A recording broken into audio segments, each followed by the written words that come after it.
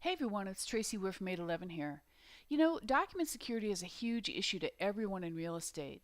But document security isn't quite the same thing as e-signatures, even though it's easy to confuse the two. That's because they're part and parcel to each other. When Congress passed the eSign Act back in 2000, it only covered the act of signing documents electronically. But it didn't really address how to make the electronic signature enforceable. And that's why there's a whole industry dedicated to document security today. Document security is about ensuring that the entire document, including the signature, is enforceable, not just at the moment of signing, but for years to come. And since you're dealing with a home, it's super important to make sure that those documents can stand up for 20 or 30 years. Since there's quite a bit of confusion about eSign and document security, I wanted to put together a short primer on what it is and what it isn't, and how you can tell if a document has been hacked. This video is going to talk about the principles, but then dive in to two services that offer eSign, Cardivi and .loop, because they compete and they're both in real estate. First of all, what's important about digital signatures and secured documents is that they hold up in court. As we all know, lawsuits can come and go, now or years in the future, so it's important that you choose a vendor that's likely to be around in a few years. Right now, some of the big players are Adobe, also known as EchoSign, Signix, also known as DigInc, DocuSign, which recently acquired Cardivi, Instanet, and HelloFax, and there's lots of others. Although .loop is a transaction management platform, I'm including them in this analysis because they have a proprietary eSign product that's built right into their platform. So let's talk generally about what makes a digital signature and digitally signed document legal in the first place. First and foremost, what counts is that we know who signed the document. This is usually accomplished through a variety of authentication factors. But the eSign firms worth their salt, and the ones that comply with the law, always use the date, time, email, IP address, and a couple of other proofing options like a one-time password, phone authentication, witness signing, or use a digital certificate to validate that you are who you say you are. What you want here is a tamper-proof signature that shows that you, as the document signer, are who you say you are. It should be next to impossible to reproduce your digital signature without authorization. You want to make sure that whoever signed the document actually intended to do so. That's why you always see language when you're about to digitally sign something that says, "I intend to do this," once you're signed in and authenticated. Now you want to make sure that the signature complies with the rules and regs from a jillion government agencies like the FDIC, Fannie Mae, and Freddie Mac. And of course, there are special rules for real estate thanks to the lenders. The signature has to be formed correctly to be the same as a wet signature according to the Federal eSign Act. And the vendor that's providing the eSign service has to retain the records and get the consumer's consent. For financial institutions like Bank of America and Wells Fargo to even consider eSign documents valid, they want to see the consumer answer a set of questions, use a unique email address, and a new password. And let's not forget about intent either. The banks want a specific form of consumer consent before signing documents digitally, otherwise they won't accept them when they're presented. The banks want the consumer to receive a tamper-proof sealed certificate of completion, transaction log, or audit trail. The bank thinks this makes it so that your client can't just go out and randomly sign things, which is probably a good thing. That's why every eSign vendor's UI that complies with the Federal eSign Act makes you feel like you're signing on the bottom line with initials and a full signature. All of that data is collected. Now it's about making the entire document tamper-proof and showing that the document has been tampered with if it has. Much of this is about using what are called hash values, which are like a unique fingerprint for the document. Here's one way it works. If I sign and seal a document, a hash value, a long string of unique numbers, is generated and it's associated with this sealed document. But if I somehow change the document after you've signed it, a new hash value is generated, and they don't match anymore. So you can tell that the document has been tampered or altered, and your signature is then invalidated. Now there are lots of other ways documents are secured, but the point is that you should be able to tell if a document is altered without having to dig at it. For the top vendors in the space, there's always a visible eSign vendor stamp on the document itself to indicate which platform was used. The big vendors in the space also use a clearly visible signature panel that shows that the signature is validated. It signifies that the document you're looking at was electronically signed, confirms which tool was used to sign the document, and identifies if any changes have been made to the document since it was signed. This is basically a third-party validation of the signed document. Now there's another piece of this puzzle you need to think about.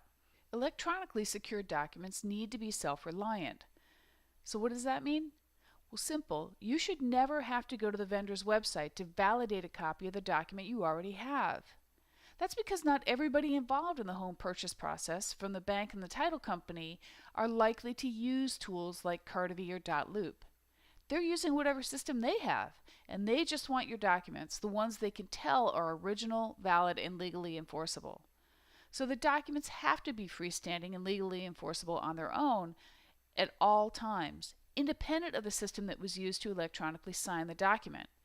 You should be able to see everything you need or tell that the document has been altered by examining the document itself.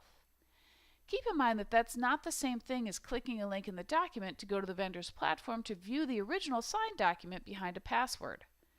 That's because despite all of the audit trails and record retention regulations in the world, companies change, they go out of business, they get bought, or you might lose your login access. Self-reliant documents build all the security right into the document itself. These types of documents can show the original untampered with document with the click of a button because it's stored with the document itself. Now you may be thinking to yourself, it's all electronic and everything electronic can ultimately be changed or tampered with if someone wants to. That's absolutely true. You can use tools like Adobe Acrobat, PDF Expert, or Photoshop to alter documents, even those produced through Adobe, DocuSign, or Signex. But here's the thing. When a document has been electronically signed using the big guys, all you need to do is open the document without going to any other system to know whether it's the official signed document or if it's been altered. You can check out the signature panel that states that this is an original unaltered signed document. It will tell you if the document has been altered since it was signed. It will also identify what changes have been made since it was signed and link to the original signed document. But if there's no signature panel at all, that's a sign of trouble to a bank. And since the banks train their teams to look for it, documents without a signature panel are likely to be rejected, and that slows everything down. The banks care because they want the documents to have teeth and be legally enforceable. Now let's go take a peek at how Cartavy and .loop work. So here's the deal. I've already uploaded a little test agreement into a transaction room within Cartavy, and I've distributed it out to myself. Here you can see that it's out to me to sign. And so I received an email, review, click the email, and here it is in DocuSign ready to go. So what I want to do now is go ahead and sign it, which is pretty easy. It says confirm your name, initials, and signature style. You can even change it if you like. That one looks good to me. And you can see that it has a little statement here. By clicking adopt, I agree that the signature and initials will be the electronic representation of my signature, blah, blah, blah. I'm going to adopt that and sign, which makes it legal. And now everything is done. So I'm going to go ahead and view the certificate, which shows exactly how it was signed, when it was signed, what address it was sent to. You can see an IP address, timestamp. You can see who sent it to me, which was me. And you can see also a big long envelope number. So let's go ahead and finish this off. And all required fields are complete. And we are now done. So if we look at .loop here, you can see I've put the same document in the test folder. It's test agreement. I've already sent it out for signature. And what you'll see here is that it pops right up. You can see it's the same exact document. And I've put in the signature block here. And so now I'm going to go ahead and sign it. And you can see I have this same confirm your signature. Looks a little different, kind of a fancy, cool signature. Wish mine actually looked like that. And it says, by clicking confirm, I have read and understand .loop's eSign consumer consent disclosures and terms of use. I agree my electronic signature and initials shall have the same force and effect as my written signature or initial. So I'm going to go ahead and confirm that and sign. And it looks like we're on our way. I can also go ahead and add in the date here, which is July 5, 2013. And I'm done. I'm going to go ahead and sign back into .loop.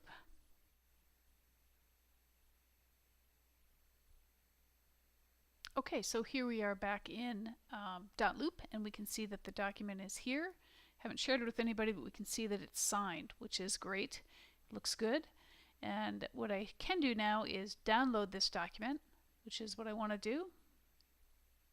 So let's go ahead and zoom into this document from .loop.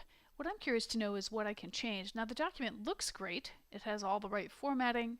It's got this great looking signature block down here, but I am curious to know if I can use standard tools out of Adobe Acrobat. It's about a $170 program, which many people have, to see if I can change this document, which has been signed and certified, and .loop says is legally binding by federal statute. So let's see if I can change it. So first thing I want to do is see if I can grab the signature and move it down, and it looks like I can. I'm also able to, if I want to, become Barbara Jones, and I can put that right back into the signature block. I can also even adjust the formatting of the signature block to accommodate this longer title. Now the challenge here is that this signature based on this PDF is still valid, but I can go ahead and change the signature code here to GABS from whatever it was. I'm also able to go ahead and edit the purchase price, the amount to be financed. If these changes are subtle, someone might not notice that they're there, and because it says it's legally binding and it's outside of .loop, it may look real, so it could be super confusing. Now I'm going to go ahead and save this document, and let's see if the changes are accepted when I reopen the document. So I'm going to go ahead and save this to my desktop.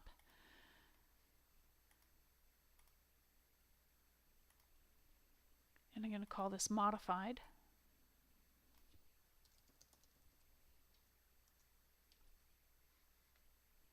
And let's go ahead and close it and open it up. And the changes I made are still right there. $15 million, $12 million, Barbara Jones, and it still has the electronic signature, which is legally binding by federal statute, except the document has changed. So the issue with this document is that it's hard to tell whether it's real coming straight out of .loop. It's unlocked when it comes out of .loop. It doesn't have a signature panel, and so thus it's likely to be rejected by a bank if they're working within their own system and not on the .loop platform. All right, let's go ahead and take a quick peek at the Cardivi document. We can see that when it comes out of Cardivi, it's obviously a DocuSign document. It has a signature panel. The signature panel shows everything that's about the document, that it hasn't been modified since the signature was applied, that the signer's identity is valid, that the signature is time-stamped on the DocuSign server, and I can even go ahead and click to view a signed version of the document right in the document itself. I'm also able, if I want, to go ahead and check the security details of the document.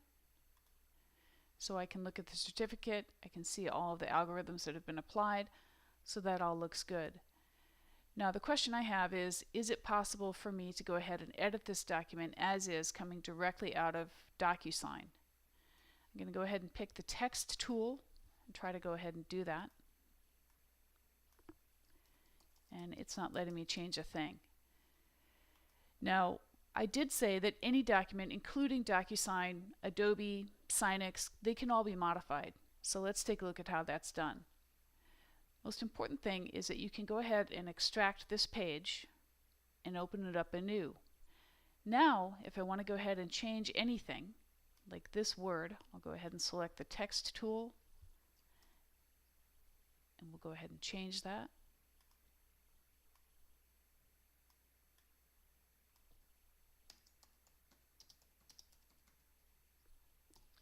Just like I did in .loop, I can go ahead and change the numbers.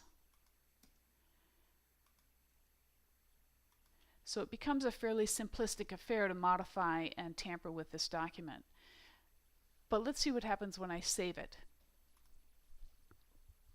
I'm going to save it as Cardivi modified.